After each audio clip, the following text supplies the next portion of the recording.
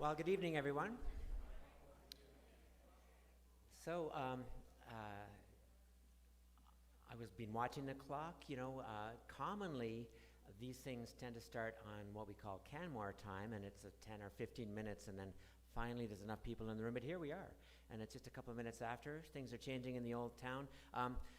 My name's Gareth Thompson. I'll get the show on the road here in a second. I just wanted to say, though, that being on council is being on a team, and being a good part of a team is practicing teamwork, and so as the very first initiative task of these candidates, we tried to get them all on stage here, and look at that, they pulled it off. This is going to be a good 4 years. Look at that, what wonderful teamwork. And if anyone sees the fire marshal walk in, just like distract them somehow, just like say something and take them off. Anyway, welcome to the Canmore Candidates Forum on the Environment. My name is Gareth Thompson. I'm speaking to you here in Canmore in the Bow Valley, and I want to begin by acknowledging that we're within the Treaty 7 region, which includes the traditional lands of the Niitsitapi, the Yahe Nakota, the Tsuut'ina, and the Métis people. Personally, I'm very grateful to live in a time when we're listening to those important voices, working to reconcile our relationship with First Nations, reference Truth and Reconciliation Day earlier this week, but also reconciling our relationship with the earth itself through events like this one this evening. So let's get to that. I'll be tonight's moderator. It has been my pleasure to help organize this event along with my colleague Kendra Hogue. Kendra and I both work for the Biosphere Institute of the Bow Valley, a community environmental organization that seeks to empower community leadership to address environmental challenges. And I see board members past and present here in the audience, and that legacy has been around for decades, and very grateful for the work that former board members have done. So to deliver on our mission, we have our WildSmart program on human-wildlife coexistence. Pretty much the tallest man in the room over there, Nick DeRuyter, is just, hey, Nick.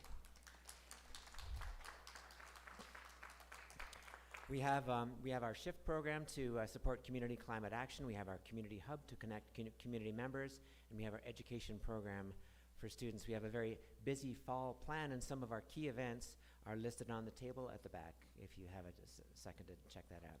So on behalf of the Biosphere Board, and speaking as a former member of Canmore Town Council, 92 through 95, we feel it important to ensure that candidates for election have the chance to share their thoughts on the many dimensions of environment as they will tonight. I'm also grateful to those who helped sponsor this evening. Bow Valley Naturalists, Bow Valley Clean Air Society, Bow Valley Engage, and an anonymous donor through the Edmonton Community Foundation.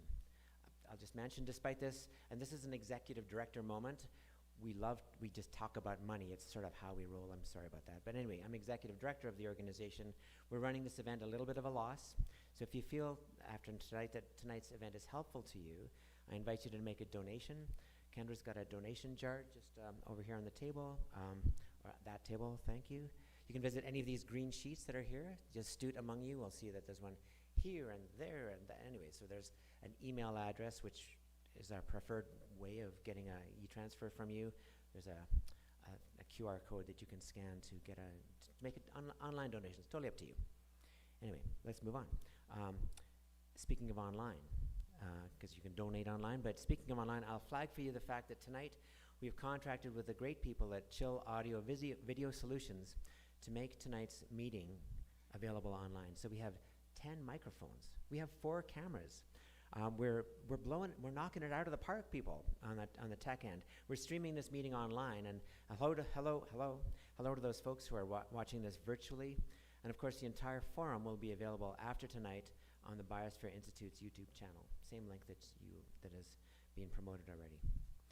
I'll also ask the following, couple of logistic things here. I'll ask the following of everyone here. If you're going to say anything at tonight's forum, I need you to speak into a microphone when you say it, please.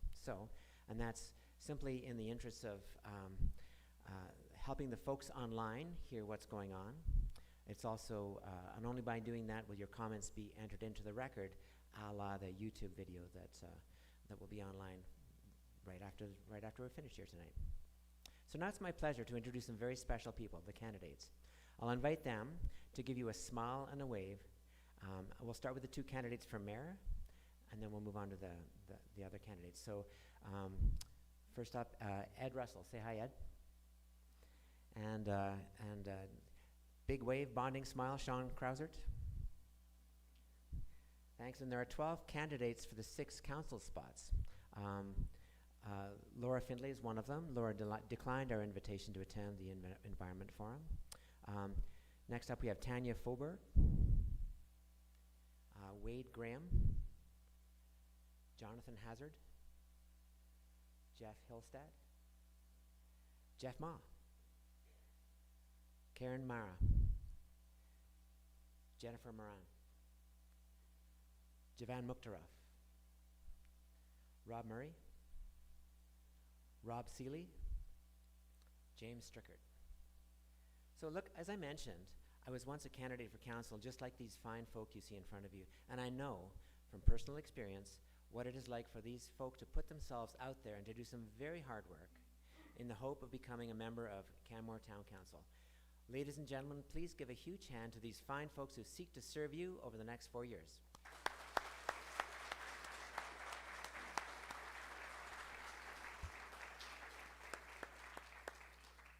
Okay, here's the format for this evening.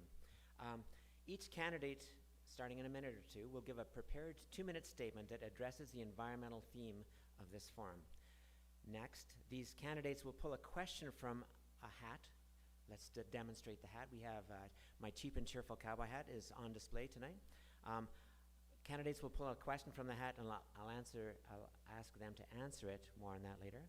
Then it will be your turn to ask questions of all the candidates. Towards the end of the night, I'll pose a question strictly for the mayoral candidates, and I'll try my best to get everyone out of here or conclude the formal part of this evening by 9 o'clock sharp. So at this point, I will turn it over to the candidates who will each speak in alphabetic order by last name, basically from left to right. But we'll hear from the mayoral candidates first, so that's Sean and Ed. Candidates, as you've been instructed, you're invited to speak for no more than 2 minutes. To help you with that, we will give you a 15 seconds left warning. Kendra, that's an amber flag. You know, if you were driving, that's your invitation to start thinking about stopping sometime soon. So, and we have a timer. We're pleased to announce we have a timer that makes a uniquely irritating noise if you're still talking at the 2-minute mark. Kendra, do it.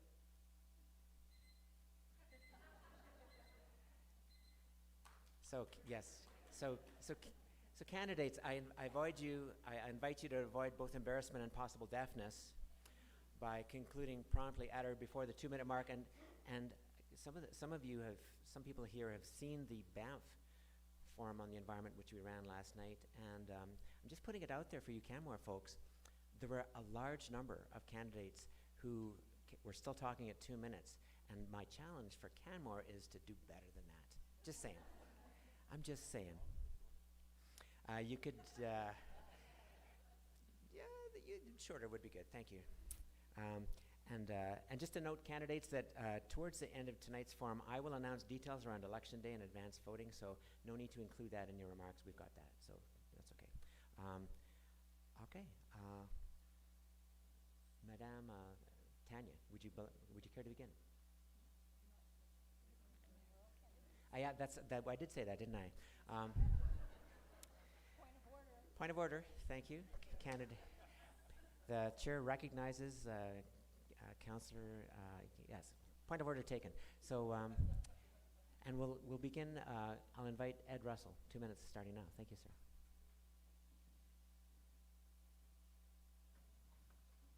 Thank you. It's nice to be here. Yeah. One moment, please. Okay. Thank you. Nice to be here. My name's Ed Russell, and I'm working to be the next mayor of Canmore. It's time to reshape Canmore's future properly, and I believe I'm the right candidate for that mission. I'm a long-term Canmore resident, and I have served previously on council. I'm a small business entrepreneur and currently own 2 businesses in Canmore. It's pretty straightforward. We need to rebuild our community. We've got lots of things that aren't making people happy at many levels. And I think it's time that we unite and get this right. Big dreams, big goals. Let's get it going. And we need to just get on it. And I think I can do this for you. If this idea works for you, I'm pleased to take on the job. Thank you.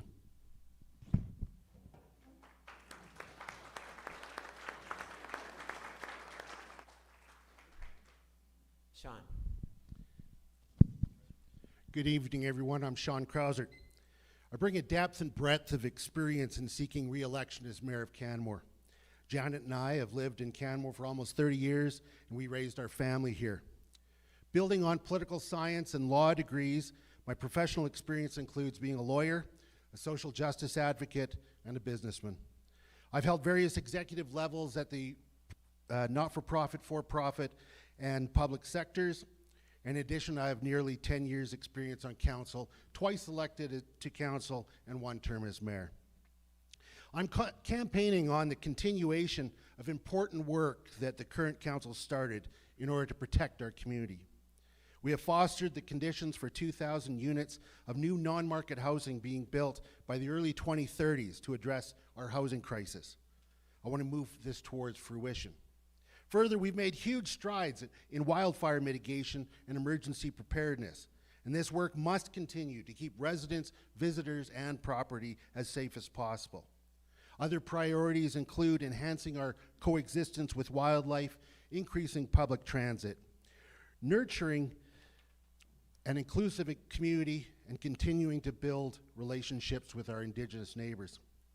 Specifically with respect to the environment, I'm proud of the following accomplishments this term: rebooting the Human-Wildlife Coexistence Roundtable and approving an action plan, approving the Climate Emergency Action Plan, starting construction of the Community Fire Guard, which has the side benefit of increasing wildlife habitat, incentives for clean energy, e-bikes, and fruit tree removal, toughening up rules for wildlife attractants and control over domestic animals, including their impact on wildlife.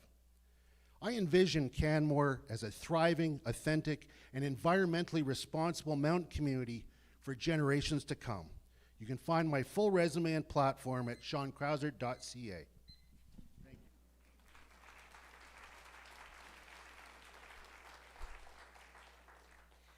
So candidates, thank you both to the mayoral candidates. So let's just do this. I won't introduce you. I'd like you to introduce yourself, please. And if you can stand up safely, by all means do so. If you're sitting on the edges, James and Tanya are highly visible, so you're probably okay, and at risk if you try to stand up, so there's that.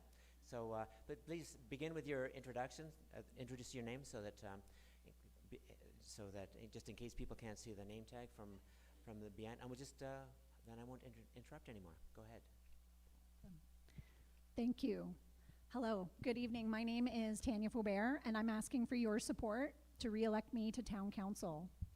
I'm here in front of you with the experience of 15 years as a local journalist and editor with more than a dozen awards in my name, as well as the second of 3 generations of my family to be born and raised in Canmore.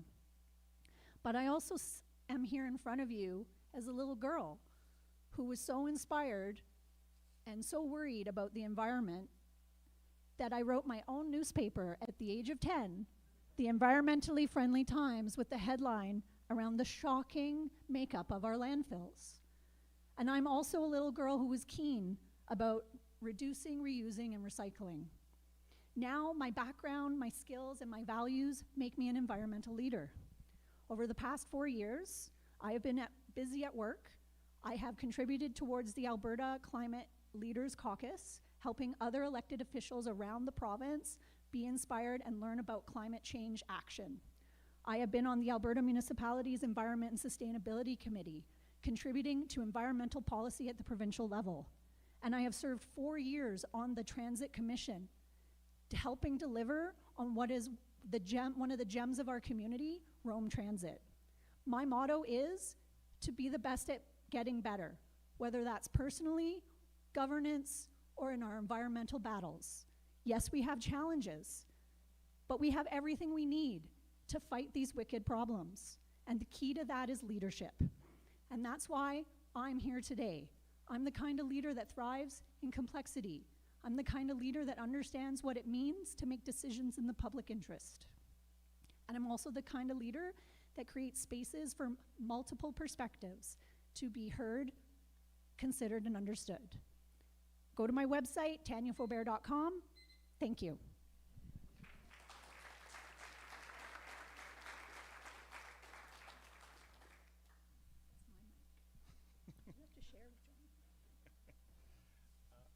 I'm gonna stand, and only because it's hard to see kind of half the room here.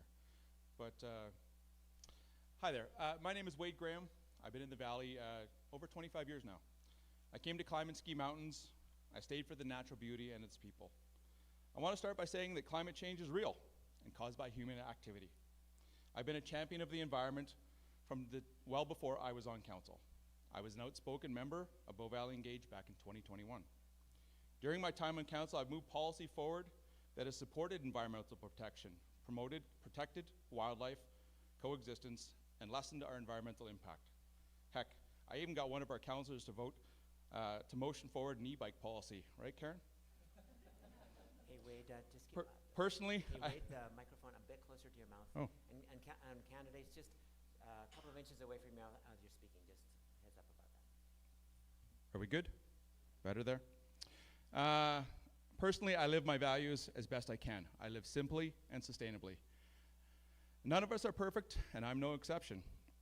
A few notable examples of policy I've either motioned forward or voted in support of: the Highway 1 wildlife fence, e-bike affordability rebate, fruit tree removal, climate emergency action plan, the closed door plan, the off-leash dog fines, roam transit and mode shift improvements, the Clean Energy Improvement Program rebate, the Home Upgrade Program, the Black Fly Report, funding for community cruisers, extended the Solar Incentive Program as well as the EV Charger Program, the Lower Silvertip Wildlife Corridor, limiting political signs on private property, Climate Preparedness Program, the Connect Downtown ARP, as well as the Palliser ASP. I sat on the WildSmart Committee for the entirety of my term and the Biosphere Committee for the last year. I want to continue our efforts as a community to be a global leader in environmental stewardship. This place is truly special. Let's keep it that way.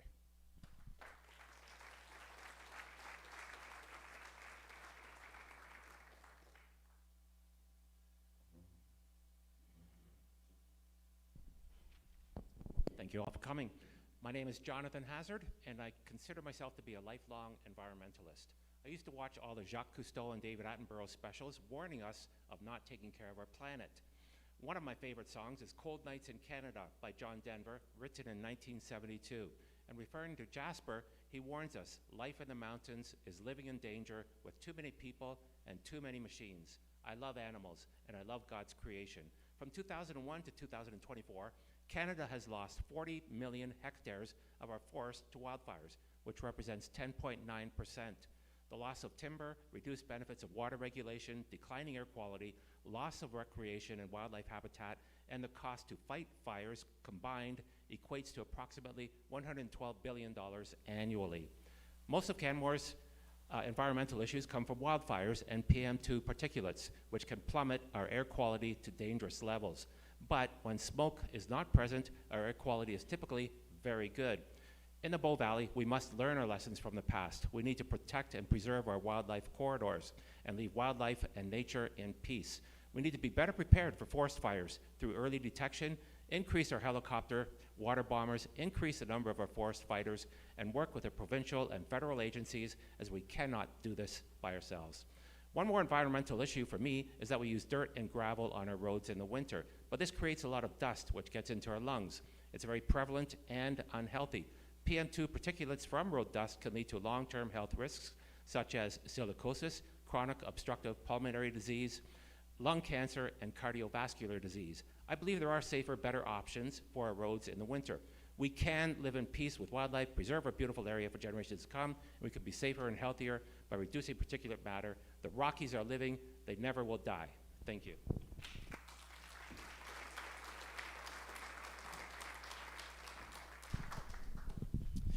Good evening, everyone. Thanks for being here. My name is Jeff Hillsad, and I'm running for re-election to Canmore Council. I was born and raised here in Canmore, and now my wife, Megan, and I are raising our 3 kids in this incredible place we call home. As a lifelong local, active member of family business and a father, I care deeply about the future of our community, because this isn't just where I live, it's part of who I am. Since 2017, I've had the privilege of serving on council. Over the past 8 years, I've worked hard to bring thoughtful, balanced decision-making to the table, always with a focus on what makes Canmore special, our beautiful natural surroundings, our strong sense of community, and our shared commitment to sustainability. I bring a young family perspective, supporting attainable housing, vibrant parks and trails, long-term environmental stewardship, and fiscal responsibility. I believe smart, responsible growth must also respect the land we live on and the values we share as a mountain town. With nearly 2 decades in our local business community, I have an understanding of the need to balance environmental priorities with economic resilience, ensuring Canmore remains livable, affordable, and a vibrant place for families, workers, and businesses alike. If re-elected, I'll continue to be a collaborative, steady voice, someone who listens, builds bridges, and makes evidence-based decisions rooted in our community's values. Canmore's future matters to me, not just as a councillor, but as someone who grew up in these mountains and wants future generations to enjoy the same incredible natural beauty and quality of life we're so fortunate to have. Thank you, and I'd be honored for your support. And as always, if you need to call, 403-678-7734.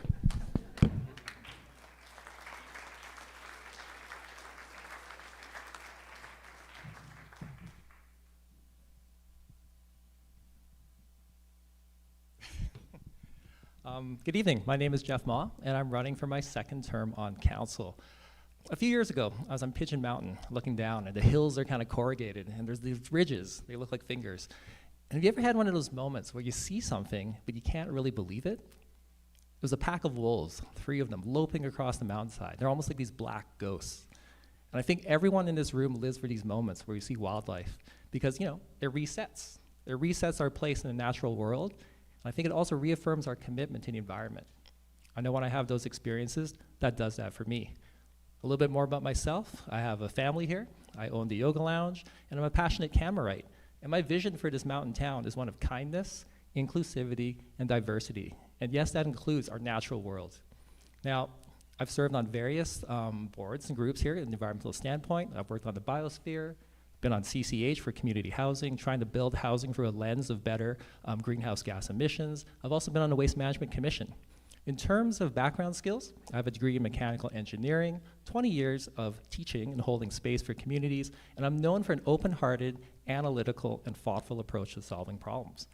Our mountain town is facing challenging problems, and we need leadership that is willing to be working in the uncertain and make decisive decisions. Thank you, and hope you support me.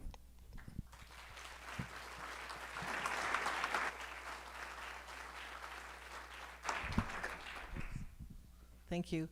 My name is Karen Mera, and I'm running for my 3rd term of council. Canmore is my home. Together with my husband, Phil, and I have raised two children, and now they're raising our 5 grandchildren here in Canmore. Seeing our town grow from less than 2,000 to our current population of more than 16,000, I've seen and have lived experience throughout the changes. I'm currently the chair of the Bow Valley Waste Management Commission and board member of the Southern Alberta Waste to Energy Association, and board member of the Canmore Library that has implemented the Library of Things in the past year. When I think of the theme tonight, I equate it to my home. Being environmentally responsible and keeping a house clean share a common goal of creating a healthy and more pleasant living space. But they focus on different aspects of stewardship. Environmental responsibility extends beyond the home and involves making choices that protect and preserve the natural world, such as recycling, conserving energy, and supporting educational awareness and programs. I was one of the key participants in moving the organics program forward and seeing it come full circle with a produced product being picked up by the same people that supply the organics. So I look forward to supporting more programs in the future like this. Thank you.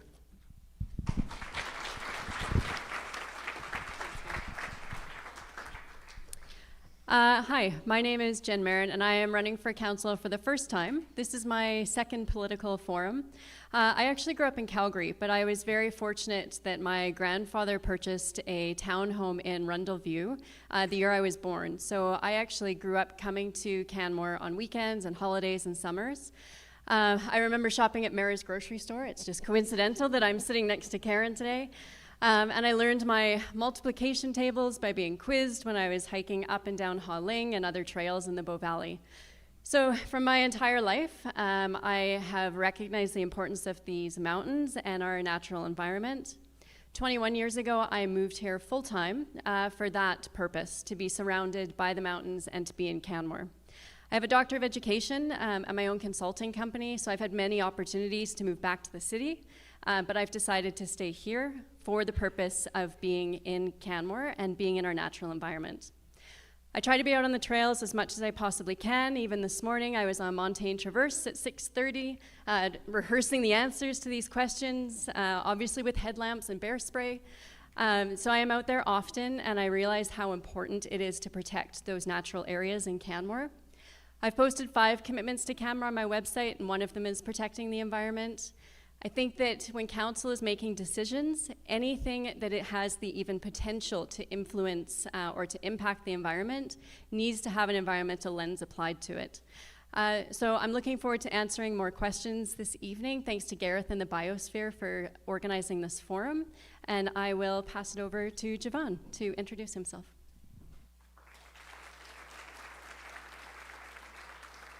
Testing. Oh, great. Hi, everyone. My name is Javon. Oh, can you hear me? Great. Thank you, Garrett, Kendra, and the Biosphere team for putting this important event together. Yesterday, after a long day, I decided to go for a quick walk to enjoy the sunset and to see some fall colors by Coeur Lake. And as I was walking, I found myself asking, how do we do? What do we do to make sure that as a community we are the true stewards of environmental justice? And how do we make sure that these beautiful places are protected for wildlife and future generations, while making sure that it's also everyone who contributes to our community can live here and enjoy these beautiful spaces. Now, I understand these questions are hard, not easy questions, but I also encourage everyone to hold on to them as we go, have meaningful discussions this evening. And I wanted to end with a quote from someone that most of us, all of us, are inspired, perhaps in this room and around the world, Dr. Jane Goodall. She said, I'm just going to read it here. What you do makes a difference, and you have to decide what kind of differences you want to make. And that reminder is what drives me to run for council, because at this local level, I believe that the choices we make and the decisions we make really matters. And that's what I want to do as a councillor. I want to make decisions that protect our lands and support our residents, and also make sure that Canmore stays a beautiful place, not just for wildlife, but also for the people to enjoy it. Thank you.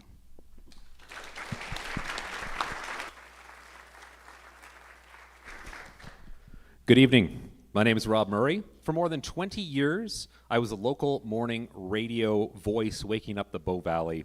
And now I'm seeking a seat on Canmore's Town Council because I want to be your voice in municipal government. Being green isn't just a policy position for me, it's part of who I am. I recycle everything I can. I was genuinely excited the day I was able to pick up my green bin when the town introduced their organic waste collection. For me, it's important to reduce my personal footprint and live in a way that respects this valley and this earth. I even am reading this off tiny letters on my phone because I felt icky about printing off paper tonight. What I want to do is take that mindset from micro to macro, bring a sustainability lens into council decisions, so we can make choices that protect our environment and make a positive difference for the whole community. And we can do that without sacrificing livability. A great example, Canmore Community Housing's 100 Palliser project. I'm on the board of directors for that. It's being built to the town's near net zero green building standard, or at least targeting that. And we have a whole neighborhood in the Palliser area to build out just like this. Think about it. Dream about it. A model community of both affordability and sustainability. It's going to be amazing. As a counselor, I'll bring the skills I've developed over decades, listening, asking tough questions, and communicating to ensure our choices are grounded in evidence and reflect community values. Canmore has a lot of major challenges, but when we unite to face a crisis, we are so strong together. I want to hear from you, your experience living here, your successes and your challenges, and your big ideas. That's the voice I want to bring to Canmore Town Council. Your voice, working for our shared future. Thank you.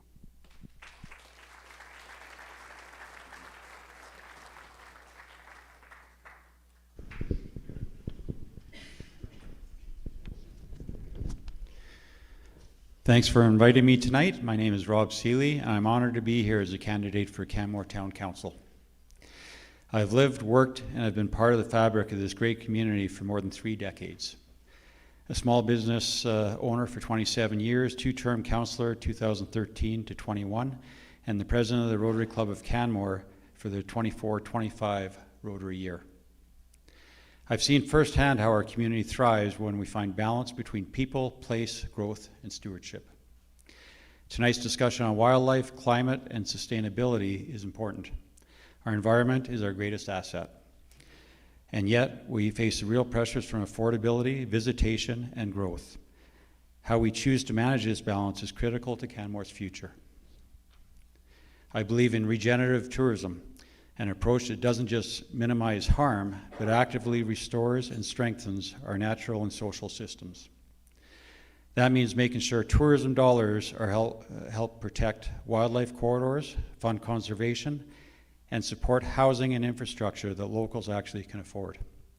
It means managing visitation so residents continue to enjoy this place, not feel crowded out by it. And it means ensuring visitors leave here with a deeper respect for our valley. I'm committed to solutions that bring people together, respect the science, and create a resilient future where Canmore remains both a remarkable community and world-class destination. Not at the expense of the other. Not one at the expense of the other. Thank you.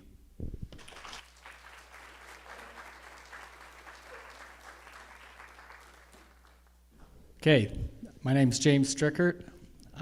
This is my first forum, so I'm a little nervous, but I might just be the greenest guy in here. I'm the guy that's going around trying to fix all your appliances. I understand that a lot of them get tossed in the garbage, so trying to fix them might just be the right thing to do. I might be one of the few people here that is actually against that Palliser rezoning for low-income housing. I believe it should be a sports complex. It might be the sunniest spot in all of Canmore and the largest piece of land we have left. And I believe the way this town is growing, we need a sports complex. Something that seniors can walk around a track above a soccer field. There's places for kids to play hockey.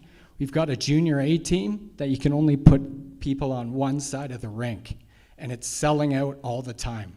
How can you expect a junior A team to pay back the money that they owe the town without being able to fill a rink, right? I find all sorts of problems. We're slowing everything down through town. I think we need a topographical map to figure out a way across the train tracks. It needs to get done. You can't have old folks' homes on one side of the tracks and the hospital on the other. Doesn't make sense to me. Yeah, there's just all sorts of problems, and I think I have ideas and solutions to figure out how to get this town moving properly without all the congestion and all the carbon we're created by slowing things down. So, yeah, why not put a sports complex there where we can have solar panels and everything on the right side of the highway? And it's right there so everybody can leave properly. Anyway, thank you. Vote green.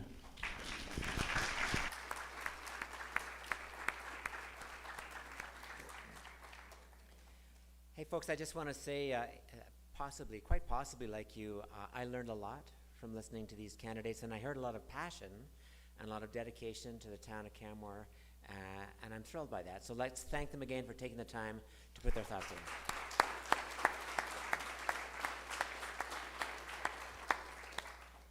All right, we'll now move on to questions from the hat, and I'm going to tell you about how those questions came to be. And I'm grateful for the reference to Dr. Jane Goodall, who just passed away. And there's a great quote from Odysseus, where Odysseus says, "When they tell my story, tell them that I walked with giants." And Jane Goodall is one of the giants. But you can find these giants that inform our practice much more locally. And I've been privileged to work with a number of folks who help put these questions together. And those are the giants, the passionate people who do this. So we came up together with tonight's format and workshopped a list of questions that we then put online for candidates and community members alike to review before tonight. So those questions have been online for several weeks now. I invited the following groups to contribute to those questions: Bow Valley Climate Action, Bow Valley Naturalists, Bow Valley Clean Air Society, Bow Valley Engage, Canadian Climate Institute, so there's some internationals here as well, Yellowstone Yukon Conservation Initiative, Bow Valley Food Alliance, and Environmental Defense. So if you want to see those questions, there's 28 of them. They're online. If you've got data on your phone and you wanted to reference those tonight, you can just Google Canmore Environment Forum, and it comes up as the first link. So there's more questions online than we have candidates, so we've gone through them to select one question per candidate. And I invite the audience, as these folks answer these questions, I invite you to use your critical thinking skills. Listen to the question, and then think about how well the candidate answered the question as they go here. So here's the plan. My colleague Kendra will offer each candidate the hat, starting on the left here. You'll choose one question out of the hat. You'll read it aloud, please, slowly and clearly, and then give us your answer to that question. And I'll just remind you again that the candidates have had several weeks to think about the answers to these questions. So candidates, I will ask that you do your very best, please, to give a direct answer to the question. Please be very succinct in your response. There's no timer running, but I will be running. And I reserve the right to jump in if you're starting to repeat yourself or wandering, so just thank you. Thanks for that in advance. And Kendra, once more with feeling in the hat. Thanks.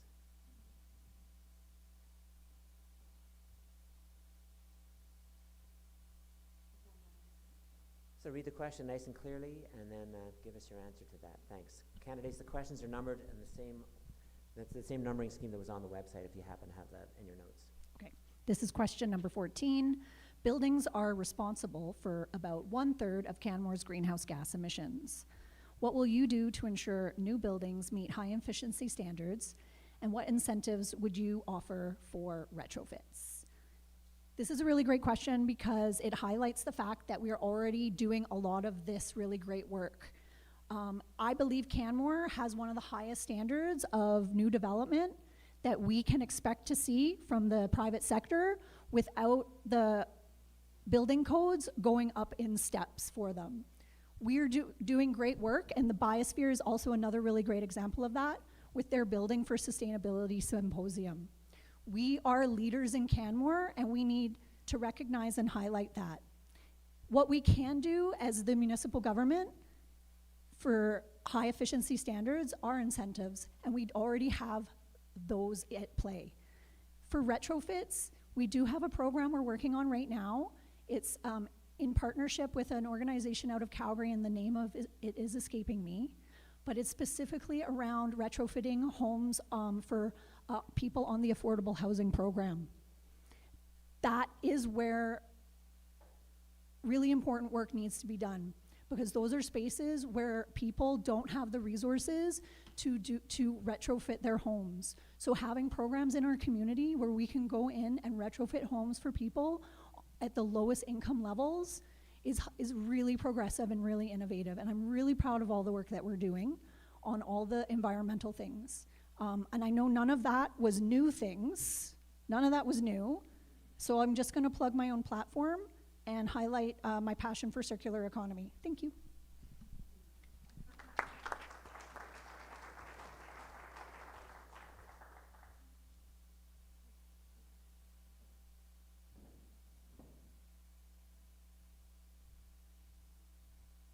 I have question 11. Wildfires are a major risk to the Bow Valley. What steps will you take to protect Canmore residents, visitors, and infrastructure? What will you do to ensure those steps also contribute to habitat improvement for wildlife? This is another one that I'm really proud of the work we've done to date. If you would have told me a few years ago that we'd be logging as many hectares as we currently are, I would have told you you're crazy. But with what we've learned over the past few years, happening in Jasper, happening in Fort McMurray, Cold Lake, and seeing the destruction, we've had to take a very proactive approach to this and manage our forests in a way that we haven't in, well, over a century. The last major wildfire to go through here was 120 years ago. To date, we've put up 2 major fire breaks between here and Banff. There is a lot of work to be done still. We have been assessing private properties for a while now, having fire smart assessments of your homes, and having seen communities like the Peaks of Grassy so actively involved in their fire smart management has been inspiring to watch, to be totally honest. In addition to that, you know, we are seeing habitat being created for things like elk, deer, bears, wolves, to be more natural than it has been in the last 100 years. So there are some upsides to that, depending on how we manage it and how we log it. I'm proud of the work we've done. There is more to be done, and I look forward to actively working with the community and the province, who has actually been, if there's one thing that I can give the province a lot of credit for, it is the partnership for wildfire mitigation. I give them a lot of credit there. Thank you.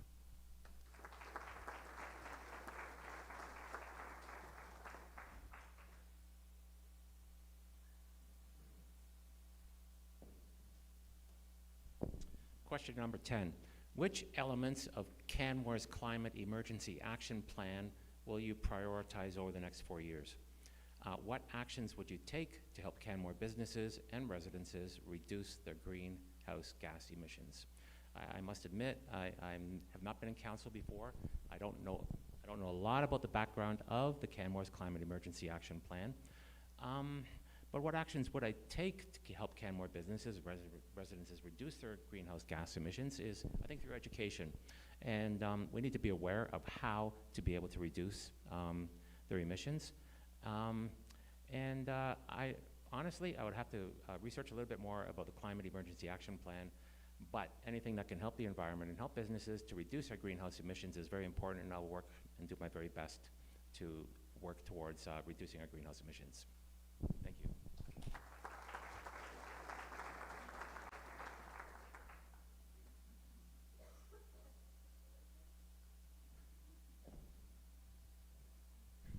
We're determined to give Cantor her 10,000 steps a day. It's just one really big step, though, so it should count as more. Question 12. The town currently offers some incentive programs to support environmental initiatives. What other programs and incentives would you support to help residents switch to lower carbon technologies, heat pumps, e-bikes, etc., and reduce their energy bills? That's true. We do a lot of incentive programs. We have our solar program. We have our e-bike program that we had, which, good job, Karen, from Wade. We have solar. And we do solar for, not just residential, but for also larger residential. So to me, the main thing is just to keep doing what we're doing. We've got a lot of great programs, and I think, it's more the education to let the community know about those programs so people know to go and access them. Heat pumps, we don't have one for that yet, but we can always look for grants and things, but at the same time, there are grants out there for heat pumps. So, you can go to other levels of government. They offer other incentives. So again, I think the main thing is, the town, we do a great job with our incentives, and I think we just need to keep promoting those and just making sure people know that they're available, and also what other levels of government are offering, because there's a lot of incentives out there to help reduce energy bills. And we were also lucky enough to have a retrofit program for affordable services. So people of lower incomes were able to, do furnace upgrades, do more installation, do things to help lower their bills, to help make things even more affordable. So I think we just need to keep doing what we're doing.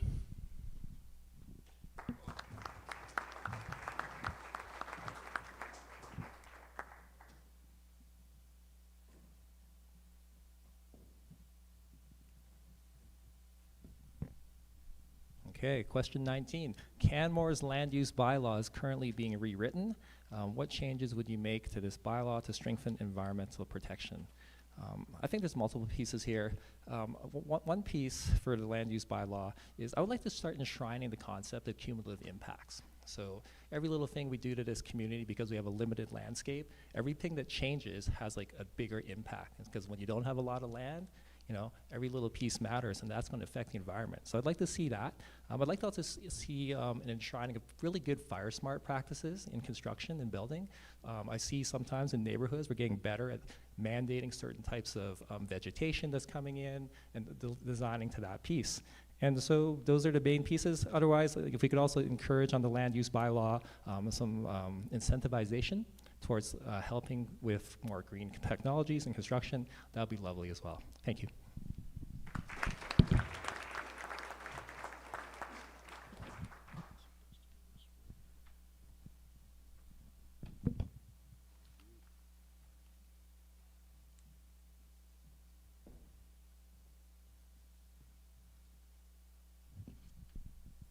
Okay, question 21.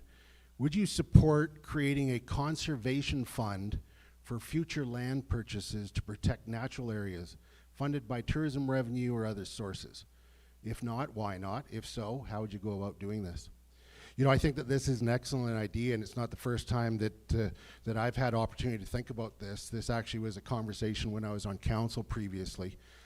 And, many communities do this.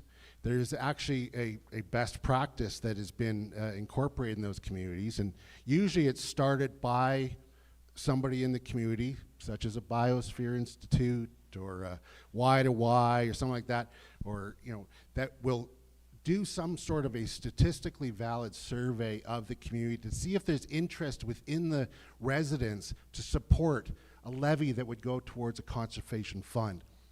This would be something like that you would find on your property tax bill, and it might be $25 or $50 or whatever a year towards this fund. And then the purpose of the fund is to then purchase lands to put them into conservation, okay?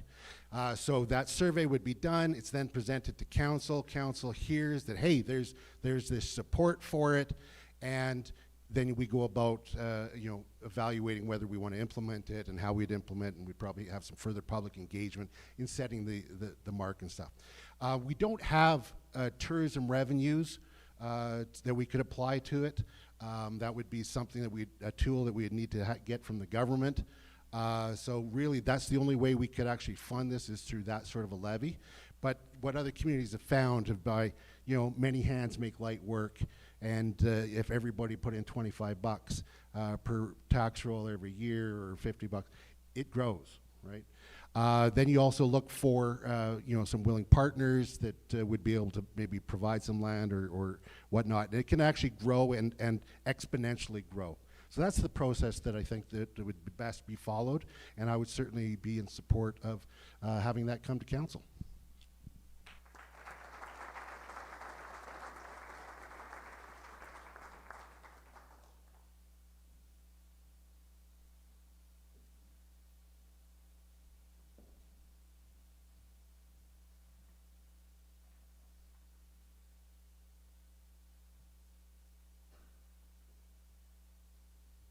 While Ed's looking at that, I'll just announce here that a comment that came up last night at the Banff Environment Forum was the notion that a few candidates had done the work, they had all the answers to all the questions that were on the Banff web page, and they were going to put it on their own campaign website just as one more kind of input. So just putting that out there.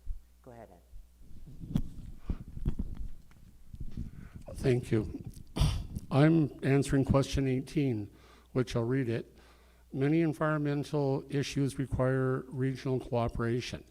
What would you do to strengthen Canmore's collaboration with Banff, Parks Canada, and the province to share environmental challenges, and which issues would you prioritize? Probably the best one going on right now, we're cooperating. 10 years ago, Town of Banff took over hauling Canmore's solid waste away rather than a private contractor. But during this time, there's a project trying to get off the ground down at Willow Creek Landfill, the Southern Alberta Energy to Waste Association, which is an energy to waste plant that would handle our waste fantastically with good byproduct, good use, and vastly reduced costs. It's had fantastic service, or it's had fantastic success in Sweden to the point where the only drawback they've had, they weren't able to, they didn't have enough garbage, so they wound up buying garbage from Norway. But this, with the collaboration of all the partners involved in the South, needs to be embraced. It's hit some walls, but they're ready to go, and that would be our best thing to embrace at this point in time. Would sure help with our waste problems. Other successes we've had, Bow Valley Regional Housing and the whole Waste Management Commission itself, big success. Everybody collaborates, everybody gets along, and the one I'm kind of proud of, there was an arson attack down there a number of years ago where we wound up having to rebuild the facility. They took out the admin center, and that building was built just about net zero with pretty well all recycled products. Fantastic job.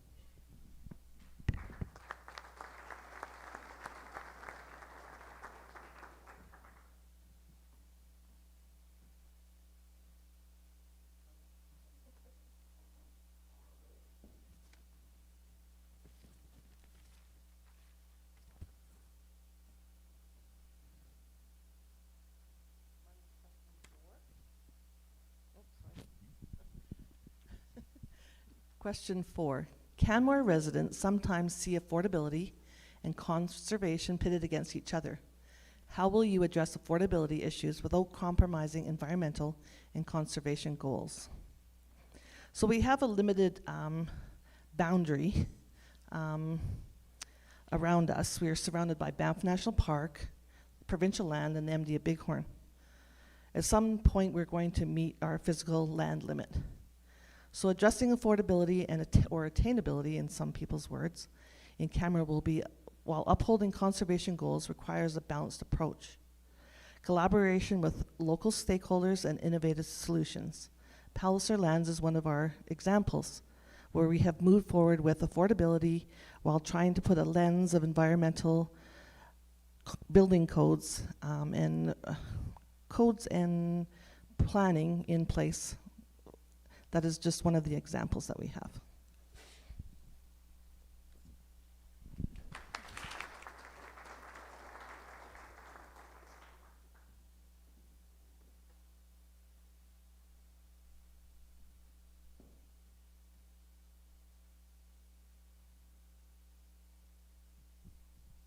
Okay.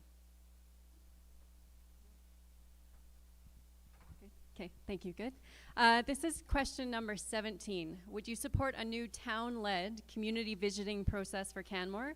And if so, how would you ensure it is inclusive and effective? So yes, I would support a town-led community visioning process for Canmore. I think it's important, though, to identify what we would be doing that visioning for. So is it the community as a whole? Are we looking at environmental? Are we looking at infrastructure? A lot of that work has been done already. So I think we really would need to define what the purpose or the objective of that town community visioning process would be. And I also think it would need to be collaborative. So inclusive and effective, we would need to identify which groups, which people need to be consulted, and make sure that we are getting authentic and genuine feedback into that process. And in some ways, we need to go and reach out to those groups and let them know that we are looking for feedback. Canmore is very diverse. So identifying what that objective is, identifying who needs to be involved, and making sure that those people do have an opportunity, or those organizations or those groups do have an opportunity to do that, is very important to that process. So yeah, I think if it was clear what the objective was, and I think if there was a proactive plan to make sure it was inclusive, that I would support that, but those would need to be defined first before moving forward.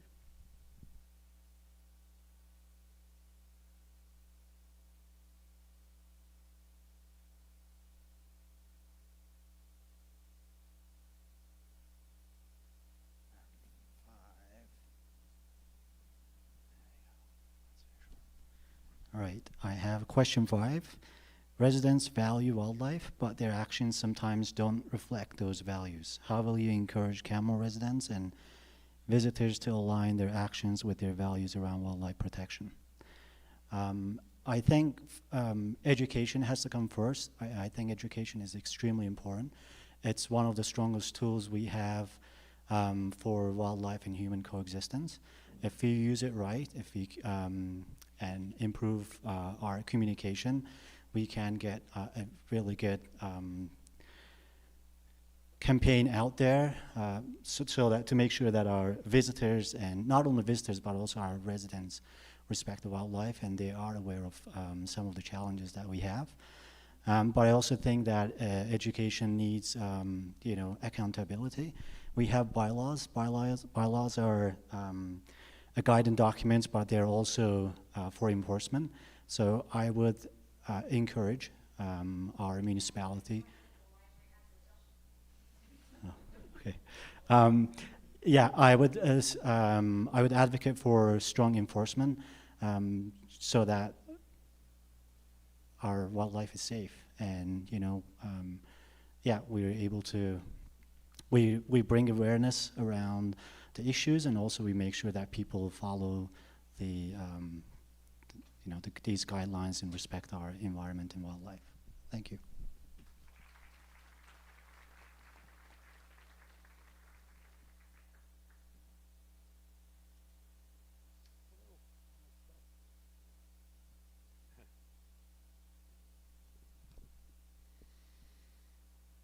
This one's an interesting one. We can only manage what we measure. The town of Canmore currently measures its greenhouse gas emissions and has a plan to reduce those emissions. Would you support requiring businesses to measure and report their energy use and greenhouse gas emissions and help them reduce those emissions? How would you implement this? So, when it comes to businesses are they're busy. There's a lot going on, and to require sort of an additional layer, you've got to give them kind of something in return, and the business people who are already doing a lot. So it's got to be, if we did something like this, it would have to be something very simple, a simple reporting method, as well as an incentive, a carrot to provide some sort of support for those businesses to actually get something for their efforts. I'm almost thinking of those you can get those free home energy audits and that sort of thing. This would be a great thing to go into different businesses and give them a report card and say, hey, this is what you could be doing better. This is how you could be reducing your footprint in here. And here are some tools, some incentives, some things that the municipality already offers that can help you do just that. So a cohesive program to get the business community on board in reducing greenhouse gas emissions, I think would be a great thing. Thank you.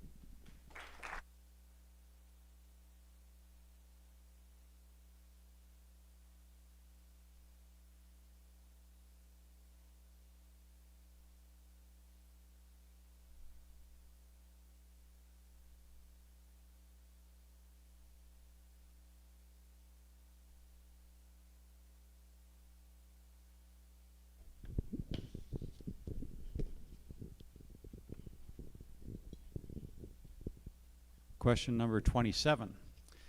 Sometimes there's a gap between the good environmental work the municipality undertakes and the community that knows about that work. What would you do to close that gap? So improved communication through regular updates, simplified summaries, community storytelling about what the town is doing for the environment. There is a lot of good work going on out there. So the municipality has been a good steward in this area, and it's tough to get all the information out there. Being on council before, I recognize that the community doesn't hear everything, so communication is very important, and conveying it through the town Facebook page and newsletters and things like that is pretty important. And closing that gap, it's always interesting to hear what someone's thinking, and getting them the right information is a good starting point to have a better conversation. So, thank you.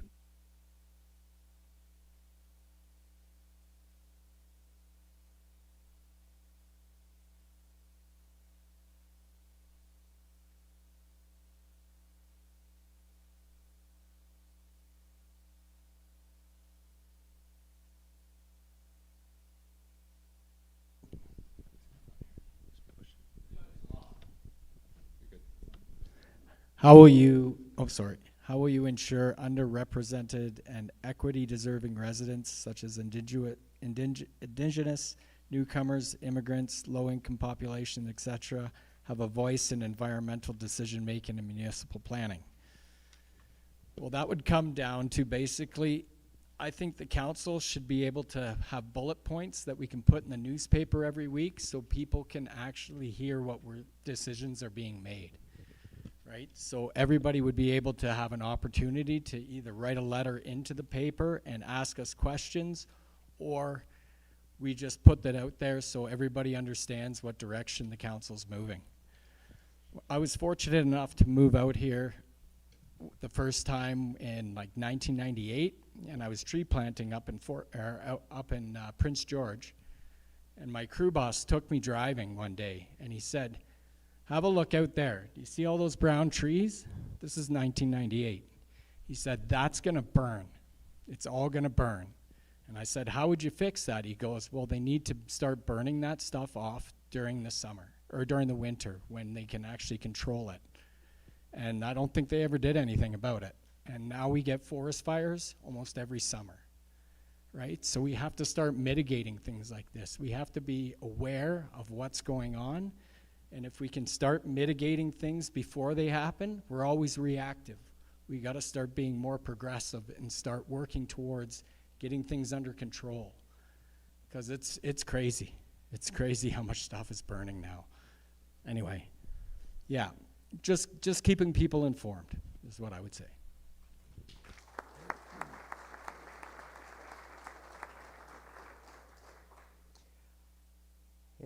Did you enjoy that? Because if you enjoyed that, you're going to love this. So next up, it's your chance to ask questions from the floor. You'll see we have two, thanks to Alan, we have two wireless microphones in both of these aisles. We'll ask you to use those if you have a question. If you're attending virtually and you want to ask a question, no problem. Just type into the comments section on YouTube. We have a process over here that big thanks to Ed Madong, our volunteer here, and we'll read that question aloud. And so here's what constitutes a good question. So first of all, and this is a bit of coaching, and please keep this in mind and start thinking about a question. So this is an environmental forum, so your question needs to be about the environment, please. It needs to be a question, not a speech, although a short one-sentence preamble is okay, barely. Your question needs to be different from any question that's already been asked, so please listen to the prior questions from those before you. When you come up, please tell us your name. Please tell us what your question is in a sentence, and you could, if you've got a phone with you, and you likely do, you could jot that question down in your notes section and then read your question aloud. Last but not least, please direct your question to no more than 3 candidates. So you need to not only ask your question, but say who the question is for.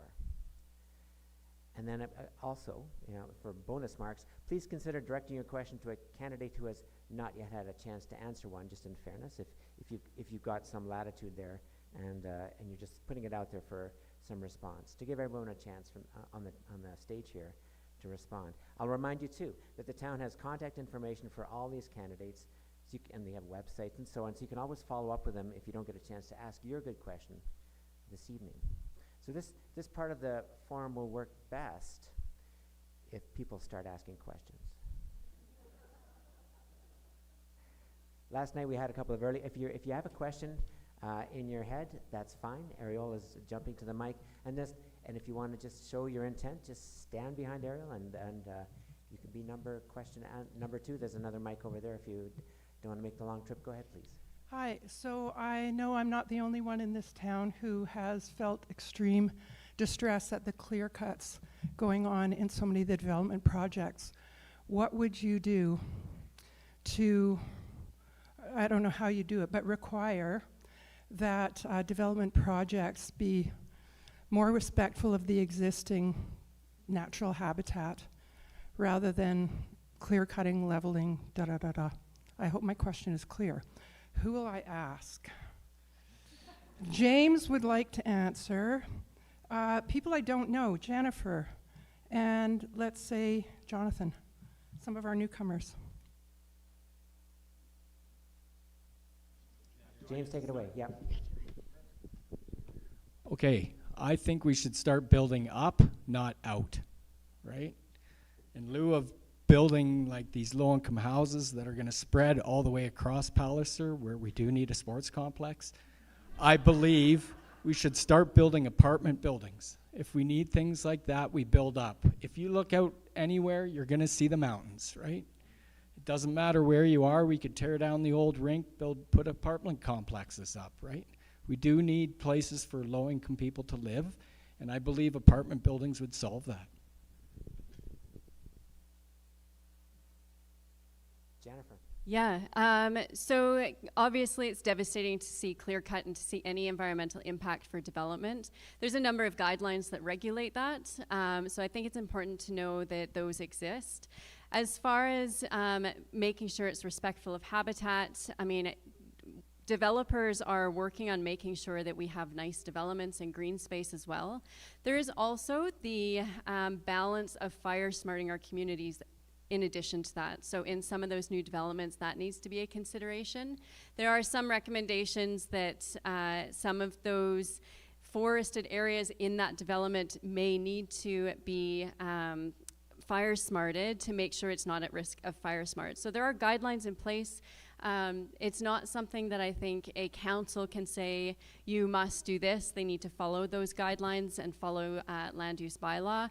And obviously working with developers to make sure there is a master plan and that there are spaces in communities that are still green space and that are still being used for that purpose as well.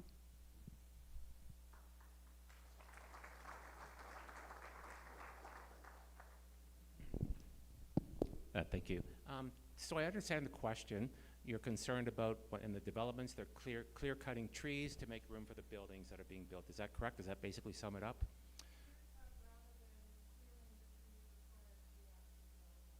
Okay. Okay. So I guess one thing they could do is minimize the number of trees that they're cutting rather than clear cut the whole area. That's one thing they can do, and we can certainly set up a bylaw for that, because I agree with you what your concern is. Another concern that I have is with all the building that is going on in Canmore currently, our population is expected to double, I think, by 2040, and we have an increase in tourism, et cetera. I think we are probably over planning in the development. I think we should go slowly, progress as needed, because with our plan now and 20, 25 years down the road, we don't know what's going to happen in the future. So I think we should try to limit our building only as needed and not overbuild. That's one thing I'm in favor of. And other than that, I just totally agree with you that we need to just keep our trees where they are as much as possible and clear cut a whole area for building. I don't agree with that at all. So there'd be probably other things that we can look into to help prevent that so much. But that's something definitely that we need to address. Thank you.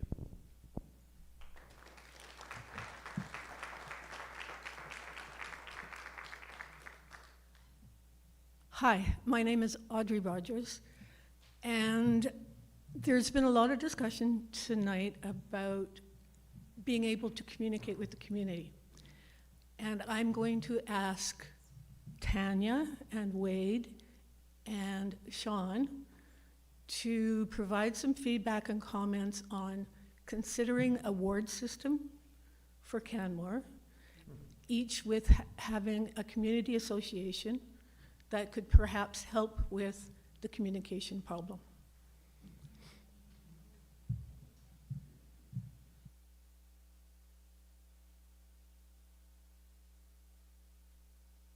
No, there we go. Thank you, Alan. Thank you, Audrey, for your question.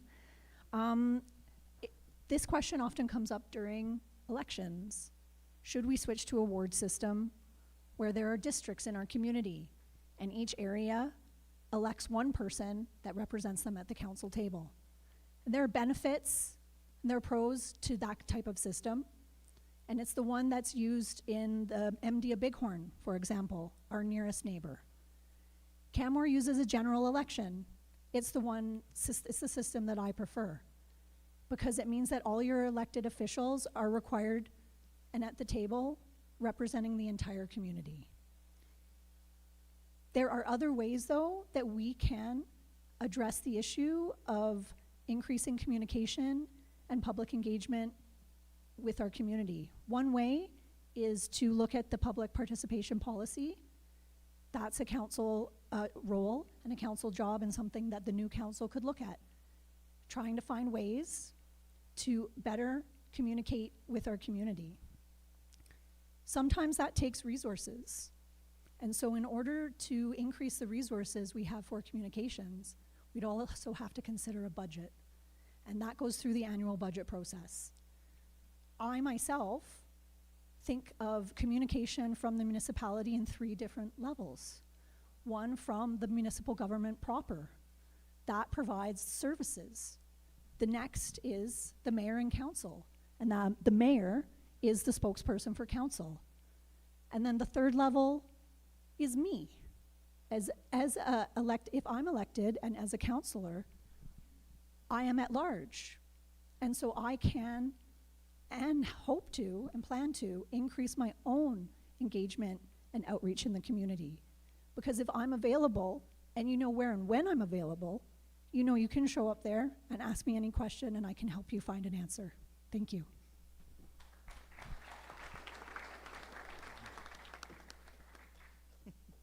You're gonna knock me down these stairs and I'm gonna come for you. I've sat beside you for 4 years and I haven't knocked you off yet, so we're good. Ward system. Ward systems have pros and cons. I'm all for community associations, and having the community associations formed, like what we're seeing in Peaks of Grassy, maybe one for South Canmore, Three Sisters, other side of that, Cougar Creek, etc. Ward systems, as Tanya mentioned, when we sit at the council table, we have to make decisions for the greater good of the entire community. And I think that is a really, really important aspect of the roles council has in each and every decision. In a ward system, you're more focused on your area. And I think what I've seen out in the MD, for example, is less conducive to fulsome conversations and decision making. Wards are also generally put in when populations are pretty significant, and I don't know that we're there yet for that sort of structure. As far as engagement is concerned, I think I'm known for being one of the most engaged councillors in this past term. That's something I'm very proud of, and I do it my own way, and the rest of my council does it in their own way. You will see Tanya at events all the time. You will see Karen talking to people on the corner of the street on a regular basis. The mayor is always out there. Jeff and Jeff are always chatting with people. I do it my own way, and I know that's it's challenging for me sometimes to engage people as much and as often as I do. But it's something that's been very important to me and something I'm very proud of, and something I look to continue to do.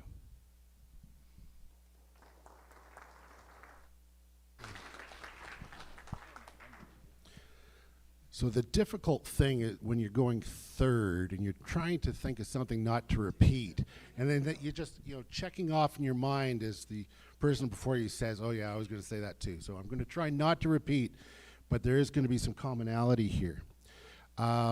Yes, there's pros and cons. There's way more cons in my opinion. When you get to a larger center, yes, you need to for necessity. But the beauty of having a community our size is that we're not that large.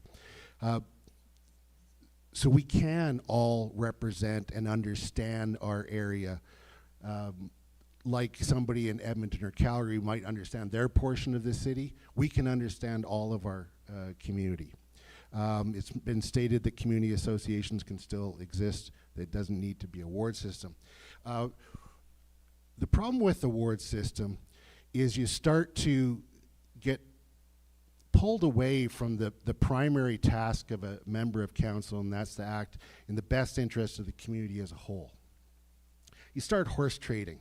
Well, this would be good for my ward, and I'll support you on that if you support me on this. And I don't think that that's healthy. You also see initiatives that are good initiatives die just because it maybe only favors one ward. Can you imagine if we had a ward system and the one ward was dealing with the terrible odors that are coming from the wastewater treatment plant, and all the other wards were fine, and they're like, no, we don't want to spend that money, right? So you have now, but this council is entirely 100% bought in. We got to fix that, right?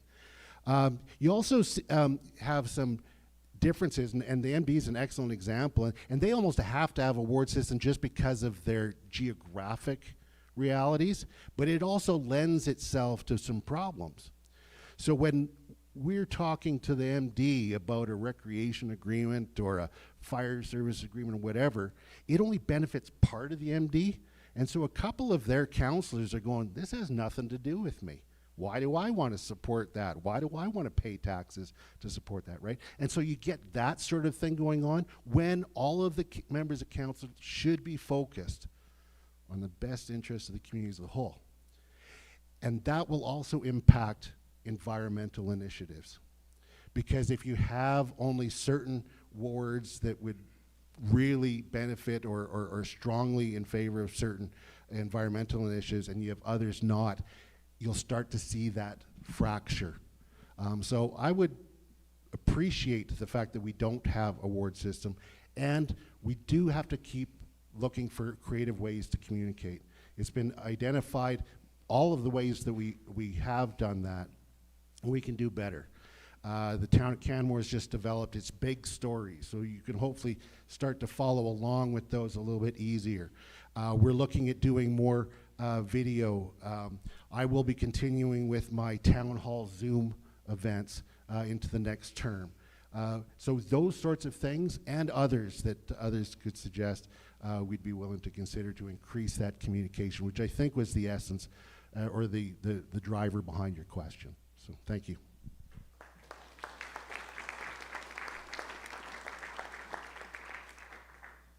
Okay, we have somebody at the mic. Please, your name, your question, and to whom it is directed. Thank you. Thank you. My name is Maria Lau. I drive to Cochrane and Calgary for different appointments often. And I also drive to Banff, Lake Louise, and Golden at times for various outdoor activities quite often.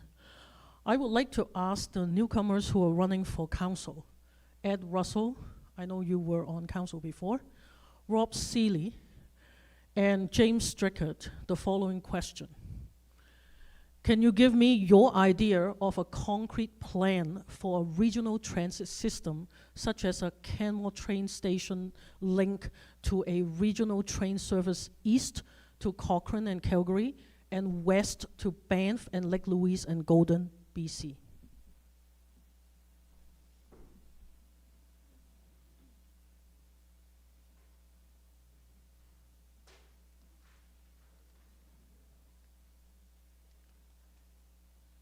Pardon me for nearly trashing the tables here. We're doing all right so far. The train station, I grew up here. The train station used to be right on the back end of Elevation Place. We're hard put to get a local train station for now. I understand they are working on it, and I had a brief conversation with a fellow from the committee. Trains on work in progress. I'm a little worried about it because the last time they did a cost analysis for the train, they were talking $1 million a kilometer to bring the train out from Calgary. It's prohibitive. Right now we've got reasonable back and forth to Banff. We've got the On-It transit program seems to do quite well. Those buses are relatively full. There's always room for more improvement, but for now, I think we're doing okay. And at this point, I haven't really got a plan for it because I drive.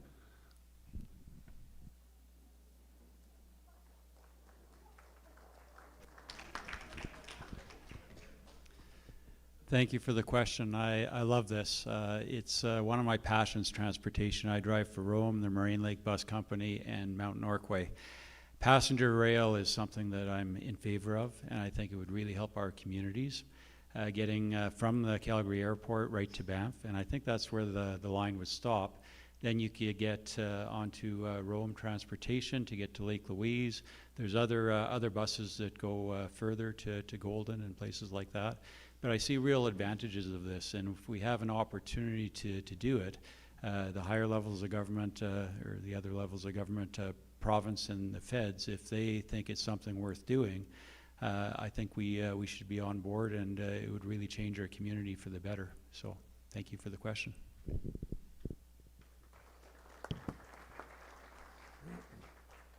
I'm not sure how it would work. Like, have you guys seen how many trains are going through town all day? I don't think we could actually do it unless we built a whole nother train track all the way to Calgary. But I'm totally in favor of it if they did do it. I think it'd be a great idea, but it just doesn't.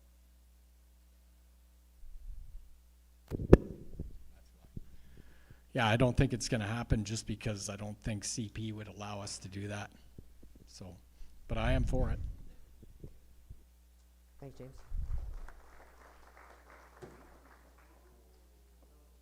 My name is Ian Robinson, and this question's for Jen, for Jeff Hillstead and Tanya. And the question is, the municipal development plan was developed over 15 years with significant community input. It defines areas for commercial development. For example, within Canmore, there are 2 resort areas with significant undeveloped lands. Council has on a number of occasions confirmed its commitment to the BCEAG environmental guidelines. What community benefit would you consider to be sufficient to justify a change to the municipal development plan to allow a commercial development on land which is currently designated as community open space? That might be green space or a park. And we had the question is for the following 3 people. Just say their names again, please, to the mic. Just so it's clear. Thank you. Jen, Jeff Hillstead, and Tanya. Okay, that's a long question. You addressed a few things in there. So the BCEAG Wildlife Corridor and the Habitat Patch. And then you've kind of combined a few of the questions that we had. And then what would support amending the MDP to change zoning for development. So I guess with the BCEAG, it hasn't been updated since 2012. I think there's an opportunity to look at potential updates to that. Even when I looked or clicked on the link from the link that was provided on the Biosphere website, there's some comments on there that you can read that look like they might be suggested edits. As far as amending the MDP and current zoning, I mean, that needs to be looked at from a number of different lenses. And so it's a difficult question to answer. If you're referring specifically to any development that you have in mind, then I'm happy to address that. But I think that would need to depend on the information and those different lenses being applied, including environmental.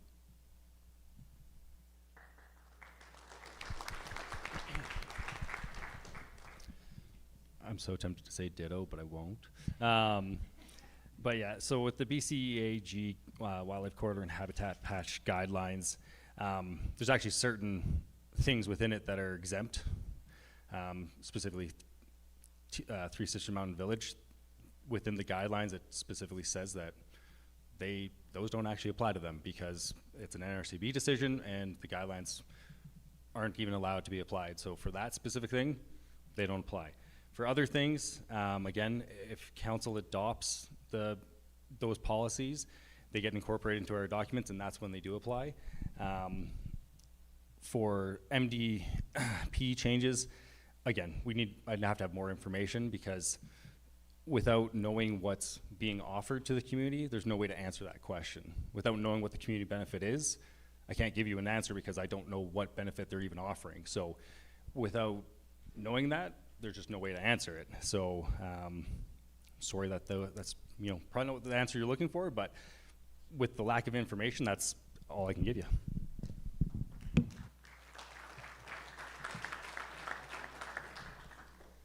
All right, so I'm not sure if I got the entire question because I was trying to save myself from the water spill. But the Bow Corridor Ecosystem Advisory Group's guidelines on wildlife corridors and habitat patches is a fundamental document that helps us and informs us and gives us an idea of what we need to do when it comes to designing spaces that work for connectivity and for wildlife to exist in the Bow Valley, and that's why they're important. They're not always applied, right? And there's all these battles. When do they apply? Can we make them mandatory?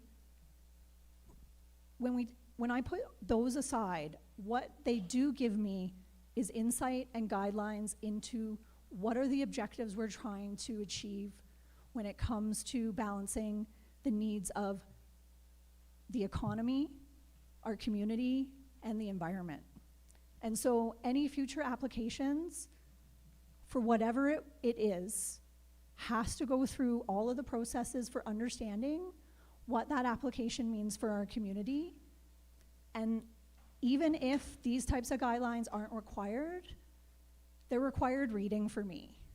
And so these are the types of lenses that we can bring to the table, even if they're not required, to make sure that we are putting applications through those tests that we are allowed to do when we assess its viability and assess whether or not it meets our statutory planning documents. People are allowed to come and make applications to change our statutory planning documents too, right? So we have to just be open as a community to continuing to walk this path, because there is no end to it, and that is what it means to be stewards in Canmore. Thank you.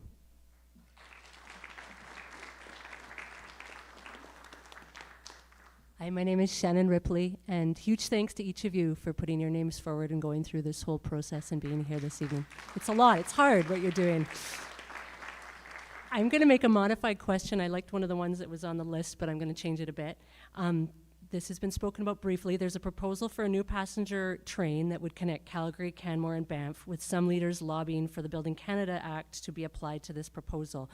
I am not gonna put you on the spot and ask you whether you support it or not. I feel that there's some larger forces at play that will ultimately decide whether that proposal goes forward in the current moment or not.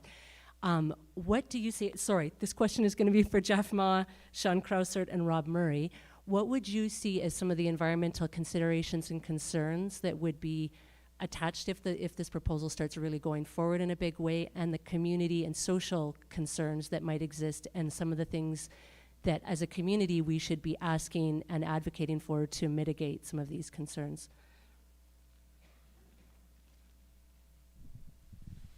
Thanks, Shannon, for your question. And you're totally right. With regards to the train, that's not really in our purview to say yes or no. Having said that, if a train did come, I think it would behoove our community to be a part of that network. However, I think one of the challenges with trains is that what happens is rail is actually one of the largest killers of grizzlies. So there's a lot of wildlife that actually suffers with increased train traffic. I feel there's really incredible opportunities that we have right now in terms of transport corridors called our highways. We can convert more buses, we can have more bus line, we can go to hydrogen buses. These are all methods that can actually move people on a system that we already have. I think another piece though is, I think trains for the people that are proponents is more of a monument building piece, and it's not as exciting to go down the road of say buses, but we do have methods to do it. I also feel that in terms of the challenges for our community, we do have quite a bit of train travel coming through, and so there will be a commensurate more time with starting and stopping. I also feel there are some significant challenges in terms of who are moving through Indigenous lands, and so they have to get on board with that, so that's not quite so simple. And was there any other element of your question that I missed, because it was pretty layered? Wondering some of those concerns around that which you've addressed. Thanks, Okay, Jeff. thank you.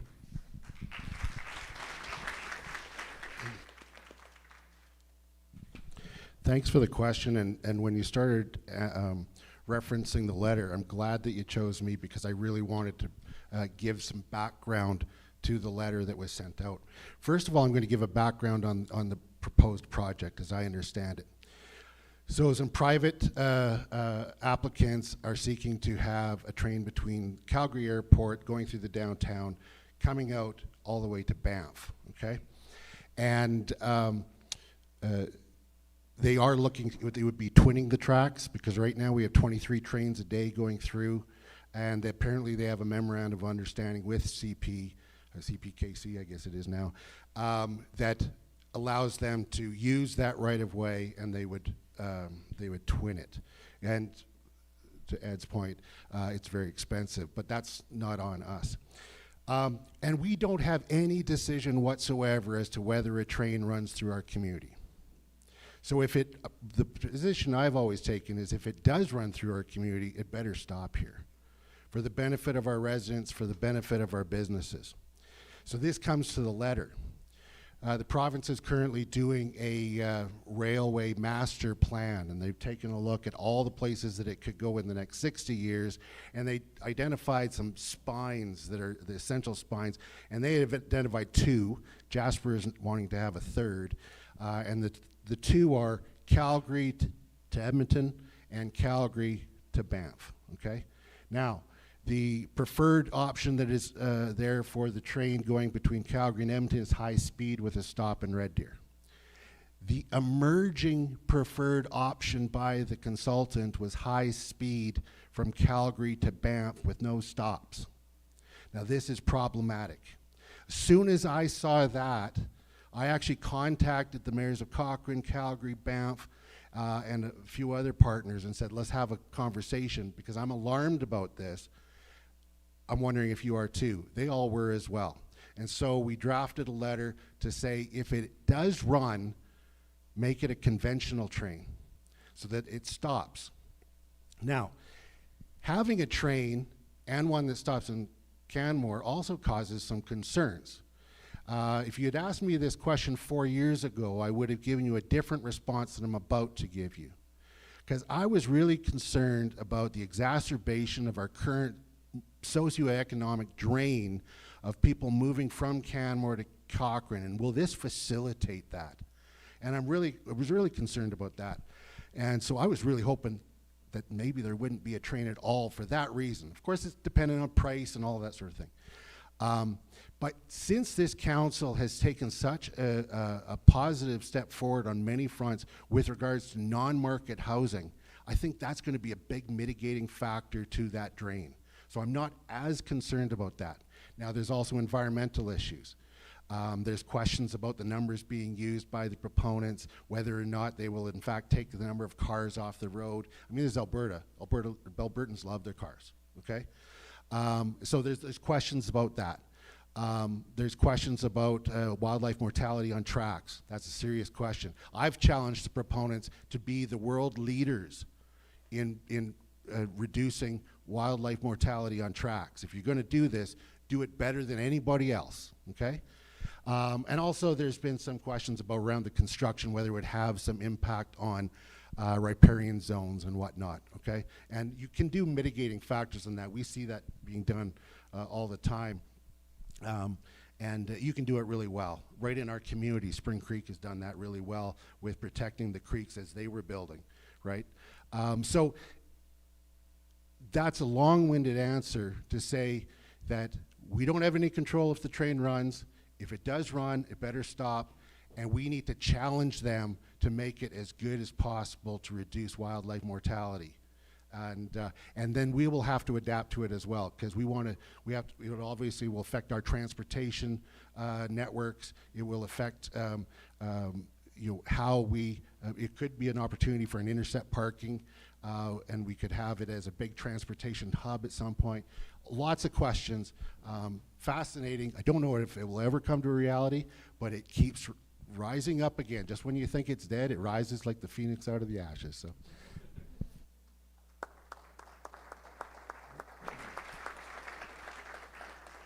Yeah, thanks for your question. So the train is a really interesting one because largely the conversation has been Banff and Calgary and Canmore. We've really been kind of left out of it. As the other candidates have mentioned, it's not really up to us, but we really should be looped in at some point on this conversation. It'd be great if we could be a part of this to know how it would affect our community and what benefits and drawbacks it might have, because we haven't really had those conversations because we haven't really been included in them.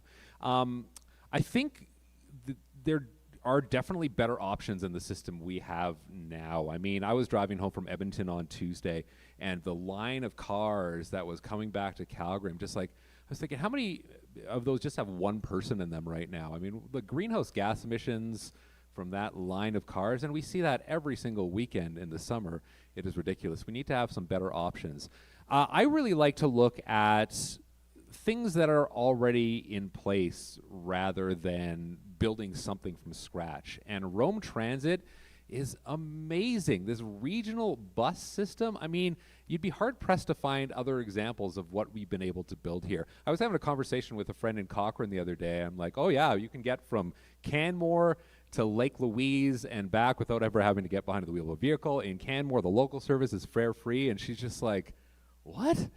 Our bus system is nowhere near that good. And, that's a much larger center. So the fact that we have this system is something we can be really proud of and something that we can build on. So whether it's trains, whether it's buses, I definitely support at least exploring the possibility of greater transit system to connect us to the major urban center that is not that far away, but it kind of is far away too. So, yeah. Thank you.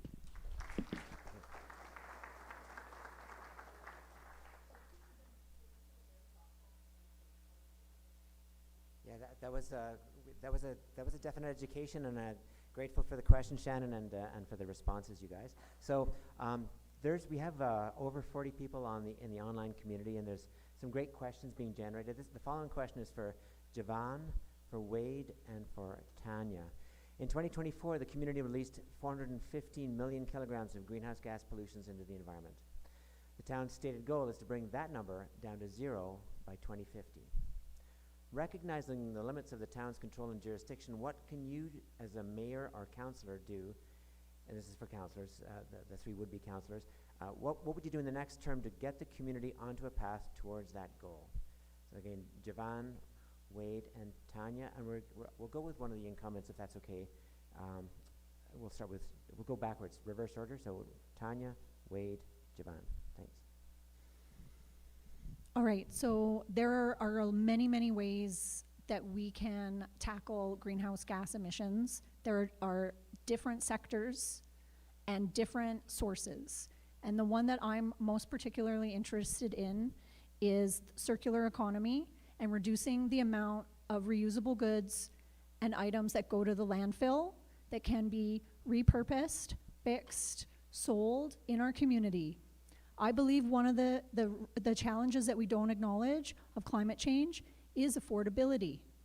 And a circular economy approach not only tackles what we're putting into the landfill and reduces our landfill greenhouse gas emissions, it also creates more affordability in our community. And I think that those are two really big wins that can go together really well.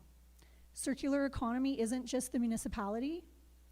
I have a vision of a reuse it center. That may not actually happen. More in line with what is achievable is the Towards Zero Waste, or the Net Zero Coordinator that we included in the budget, that will lead to a strategy for reduced waste in our community. And in particular, if we focus on the tourism sector, we can really reduce waste. The amount of disposable coffee cups and items, single-use items used in tourism is an untouched area. There are economies out there that are created by reusing some of these items. I went to the Impact Regenerative Tourism Conference in Victoria, and there they had companies that reused the upholstery and curtains from hotels to make clothing. They used the wooden chopsticks from all the local restaurants to create new products. I think that innovation and entrepreneurial spirit and circular economy can tackle some of the, not just affordability, but reduce our greenhouse gases. And then the other thing is that we have local groups already working in this area, so we can support them as well. Thank you.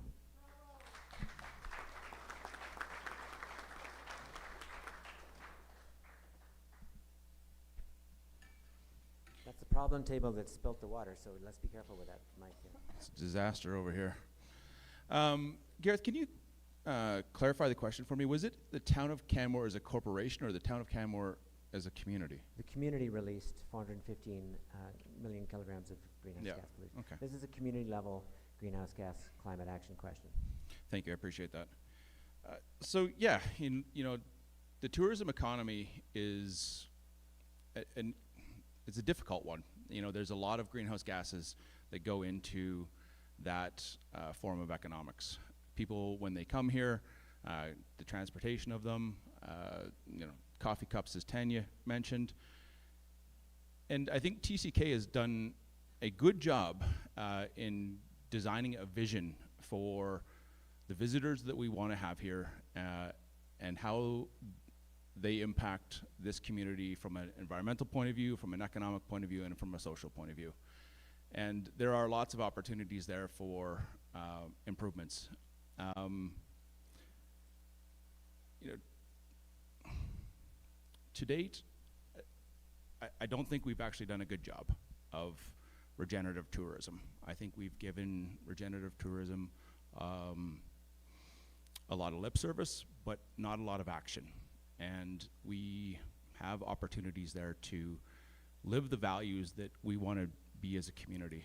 So helping people understand what this town and the citizens really stand for, helping them be stewards of this land when they're here, and helping them give back to this town. And not just the people, but the wildlife and the corridors and the natural beauty that we have. So, you know, I think there's lots of opportunity there in the regenerative tourism space for an environmental stewardship leadership role.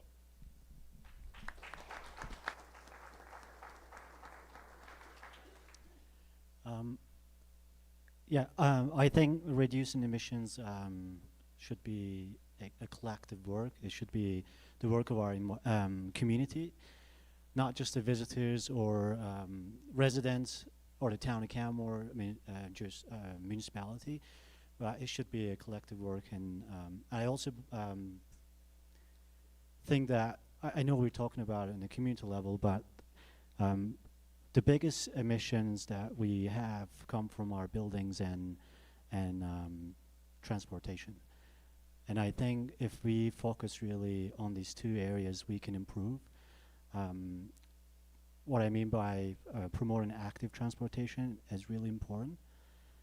And this could be done by, you know, like what town has been done, we could build on that as, of course, but also education plays a huge role in making sure that people are aware of the systems we have. When it comes to buildings, there are, you know, there are a lot of ways we could also make sure that we improve and have less footprint. But I also agree with what Wade and Tanya said earlier about regenerative tourism. I think I personally would like to see Canmore moving towards regenerative tourism to encourage our visitors to participate in the initiatives, activities, and that we have, so that they can contribute to environmental protection. Yeah, that's everything I would say. Thank you.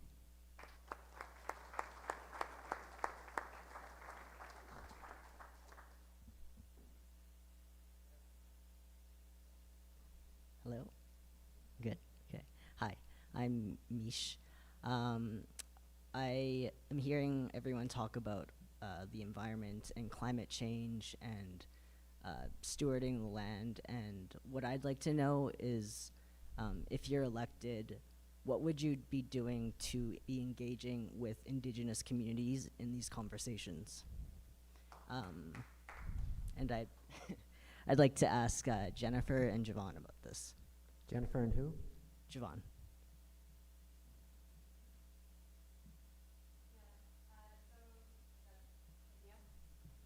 Oh, keep talking. Okay, good now. Great. Yeah, I think it's essential to consult with Indigenous communities. I personally have some of my volunteer work I do is with Indigenous communities up in the Yukon. I am familiar with the importance of having their input into the decisions that we are making, not just on an environmental front, but on other fronts as well.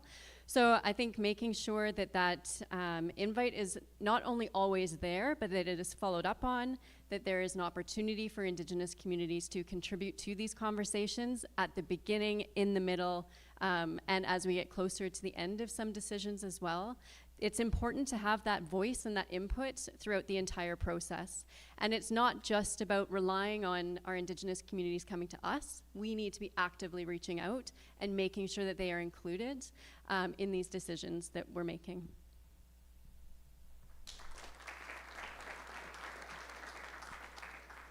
Yes, I just wanted to say on that exactly, I would commit to engage by reaching out rather than expecting our Indigenous communities, neighbors to connect with us. Other thing I wanted to say that it is very important because they are the stewards of this land. They are the people that have been here and, you know, walk these trails, walk these paths, and it's important that we include them at every decisions that we make, every conversations that we have. Town of Canmore has been doing already a lot of good work on that, and I would continue that work and support any initiative that will include Indigenous voices. You know, there are a lot of talented people at the Stoney Nation, and, you know, building more relationship with these folks and making sure that, you know, there's trust. Once we have that trust built, we can always continue building that relationship, continue doing the work that it's needed. But that trust is very important. And I say that because I organize a lot of different events for immigrants through my job. And sometimes I can see that if I am connecting with a new person from the Stoney Nation that I don't know, that conversation may take a month or two, sometimes a year. But if I've already built a relationship with someone from that nation, it usually takes just a message and you know, a day or two, and then we have a really productive meeting, and, you know, everything is it's set up. So it is about the trust and building that trust and making sure that we can always you know, have their voices heard at our council tables. Thank you.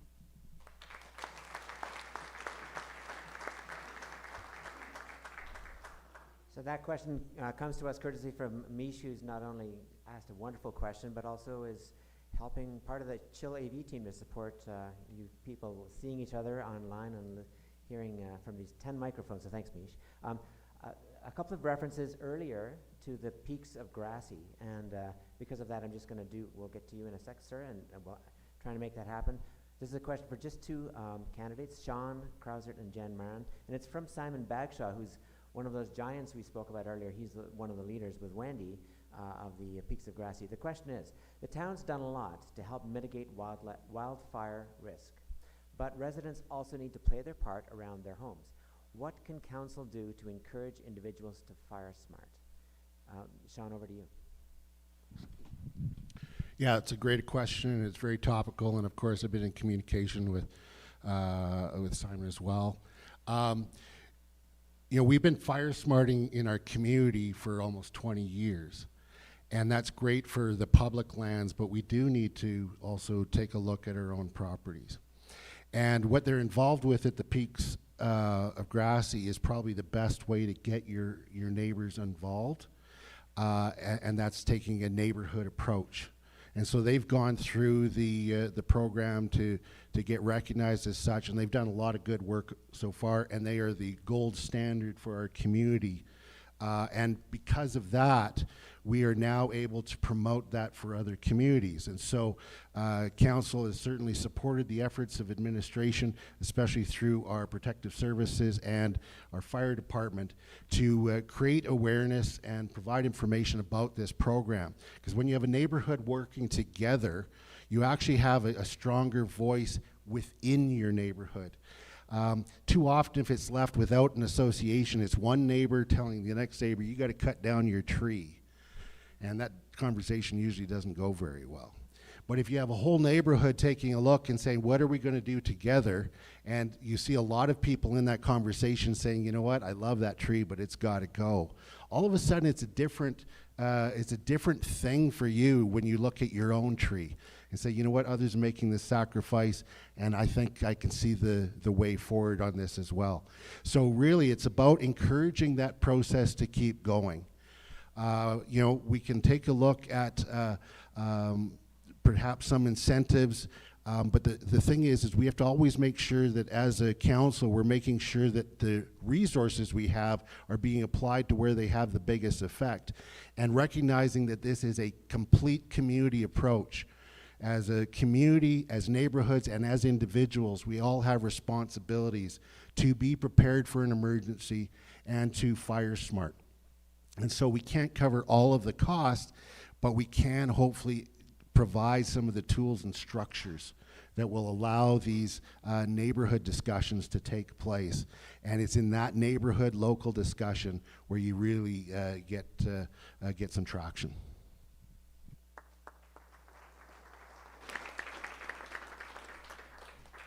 Yeah, I agree with Sean on those points as well.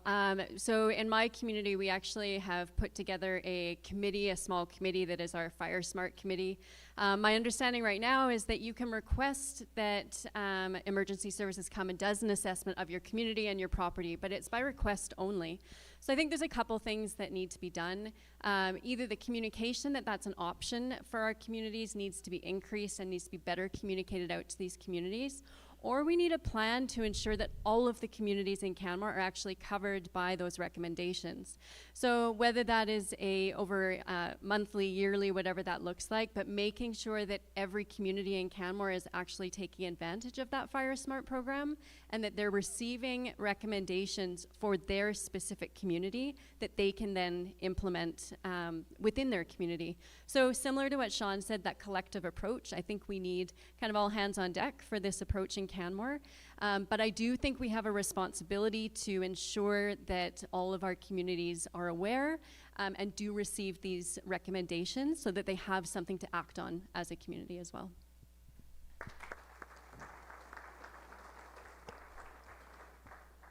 We'll go to our last question in a sec. I just want to thanks to Simon for his leadership work, and I also have taken as an individual, I've taken on working with a few neighbors to create a Fire Smart neighborhood, and there's a great Town of Canmore program supported by the Biosphere Institute to help do exactly what Jen and Sean have just spoken about, and I just want to put it out there that you should probably consider that too, because that's a pressing need, and that's how Fire Smart gets done in communities. Sir, your last question of the night. Go ahead. Okay, I'm Don Klinkhammer, and I appreciate your efforts concerning the environment and your efforts also to mitigate fire hazard in town. But one of my main concerns, and I'll direct this to Sean, with all the building going crazy in this town now with the multi-stories, bringing more people into town, I've seen your plans for Railway Avenue. How does that make any sense in any shape or form to cut the Railway Avenue in half? That's one of our main get-out-of-town streets.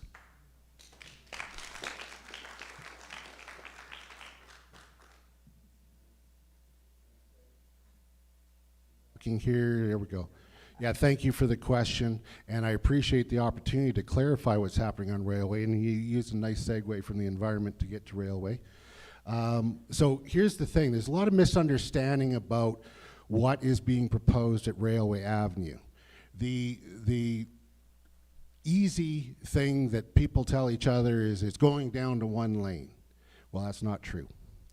What is being proposed is coming from the A&W intersection towards downtown, moving to one lane, because only one lane of traffic ever enters that road from the intersection. You take a look, it's absolute fact. There's going to be turnouts for the bus, there's going to be turnouts to be able to make a left. Coming the other direction, it's going to be 2 lanes. You'll start as one lane because then it's going to jut out to a turn into Elevation Place, so it'll be easier to get in there, and you're not going to be blocking traffic. And right after that, it's 2 lanes the whole way out, okay? Simultaneously to that, you have better and safer routes for walkers and bikers, because one of the things that we are seeing with increased traffic, or increased, it's actually, when you deal with traffic, you're dealing with moving people. And we have an increased need to get people into the downtown area, but they don't all have to be in cars. Most of them will be, and that's why the roads are going to be designed in order to handle that load. But you also have people that will ride their bikes if it's safe, or walk if it's safe. And so these, the design is actually to allow the flow to happen in the manner that it's already happening, while making space for some other modes.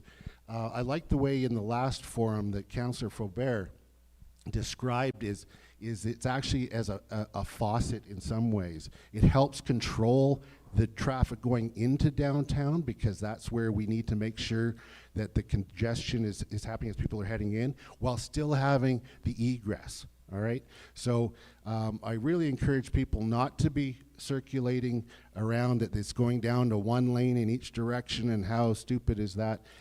There's a lot of thought behind it, and while it may not be intuitive, it actually makes a lot of sense, and I think will serve our community much better.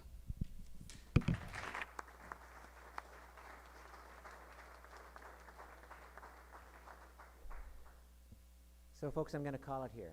It's almost 9 o'clock. The promise was to get you out of here really close to 9 p.m. I'll say this, though, if you still have any questions for any of these fine candidates, I invite you to chat with them once we're done here, or follow up with them later. Please note that the election is just 2.5 weeks away. Don't forget to vote. Election day is Monday, October 20th, and on that day you can vote from 10 a.m. to 8 p.m., or you can vote in advance on any of the following 5 October dates, from 1 to 7 p.m. on Thursday the 9th, Friday the 10th, Wednesday the 15th, or Thursday the 16th, or on Saturday between 10 and 2 on Saturday the 11th of October. All voting will take place. What are we doing over here? Tanya, we're not done yet. Okay, we're not done yet. You're going to inspire these people to start getting up, and we're not quite done, because we have to thank you, and that's important. So hold on. All voting will take place at the Canmore Rec Center, 1900 8th Avenue. If there's anyone here who hasn't signed the Forever Canadian petition with Brenda that wants to, Brenda will be available again for a few minutes at their booth. Big thanks to my colleague Kendra, she of the questions hat and the scary timer.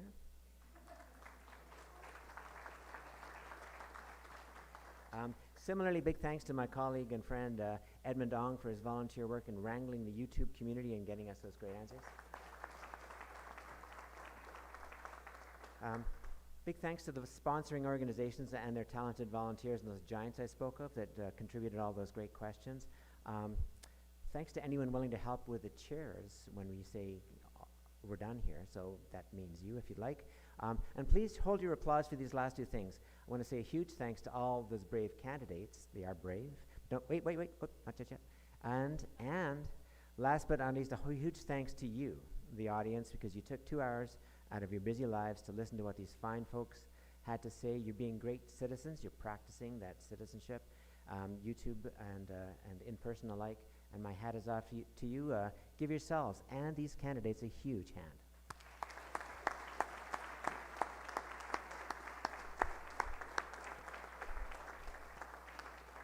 So I'm Gareth Thompson on behalf of the Biosphere Institute of the Bow Valley. Thanks to everyone for a great 2 hours. I wish you all a very good evening and good night.